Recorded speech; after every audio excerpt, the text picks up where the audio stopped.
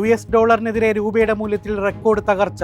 ചൊവ്വാഴ്ച രാവിലത്തെ വ്യാപാരത്തിനിടെ മൂല്യം 95.55 നിലവാരത്തിലേക്കാണ് ഇടിഞ്ഞത്.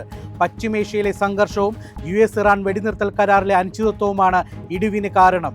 കഴിഞ്ഞ ആഴ്ച രേഖപ്പെടുത്തിയ 95.4325 എന്ന എക്കാലത്തെയും താഴ്നിരക്കിനെയാണ് രൂപ ഇപ്പോൾ മറികടന്നത്. ഹോർമൂസ് കള്ളടുക്കിൽ ആധിപത്യം ഉറപ്പിക്കാൻ ഇറാൻ. തങ്ങളുടെ പരമാധികാരം ഉറപ്പിക്കുന്നതിനായി ഇറാൻ പുതിയ നിയമസംഹിതം ഔദ്യോഗികമായി നടപ്പിലാക്കി.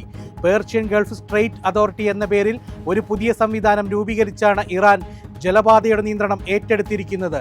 ഇനി മുതൽ ഹോർമൂസിലൂടെ സഞ്ചരിക്കുന്ന എല്ലാ കപ്പലുകളും മുൻകൂട്ടി അനുമതി വാങ്ങുകയും നിശ്ചിത ടോൾ തുക അടയ്ക്കുകയും ചെയ്യേണ്ടത് നിർബന്ധമാണ്. പ്രമുഖ സെർച്ച് എഞ്ചിനായ ഗൂഗിൾ പ്രവർത്തനരഹിതമായി. ഇന്ത്യയിലും ലോകത്തിന്റെ വിവിധ ഭാഗങ്ങളിലും സേവനങ്ങൾ തടസ്സപ്പെട്ടു. നൂറുകണക്കിന് പരാതികളാണ് മിനിറ്റുകൾക്കുള്ളിൽ റിപ്പോർട്ട് ചെയ്തത്. സെർച്ച് ചെയ്യാൻ ശ്രമിക്കുമ്പോൾ ഇന്റേണൽ സെർവർ എറർ എന്ന സന്ദേശമാണ് ലഭിച്ചത്. ഗൂഗിളിന്റെ സെർവറുകളിൽ ഉണ്ടായ തകരാറാണ് ഇതിന് പിന്നിലെന്നാണ് പ്രാഥമിക നിഗമനം. മുണ്ടക്കൈ ചൂരൽമല ടൗൺഷിപ്പിൽ 40 വീടുകൾ കൂടി കൈമാറി. സോൺ 1 G ക്ലസ്റ്ററിലെ 14 വീടും H ക്ലസ്റ്ററിലെ 10 വീടും B ക്ലസ്റ്ററിലെ 10 വീടും സോൺ 3 G ക്ലസ്റ്ററിലെ 5 വീടുമാണ് തിങ്കളാഴ്ച കൈമാറിയത്.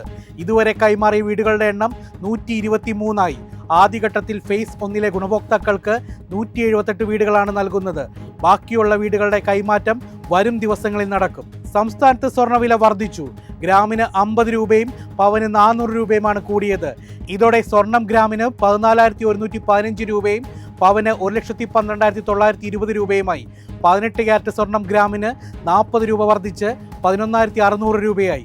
പവന് 320 രൂപ വർദ്ധിച്ച് 92,800 രൂപയായി. വെള്ളി ഗ്രാമിന് 290 രൂപയിലാണ് വ്യാപാരം.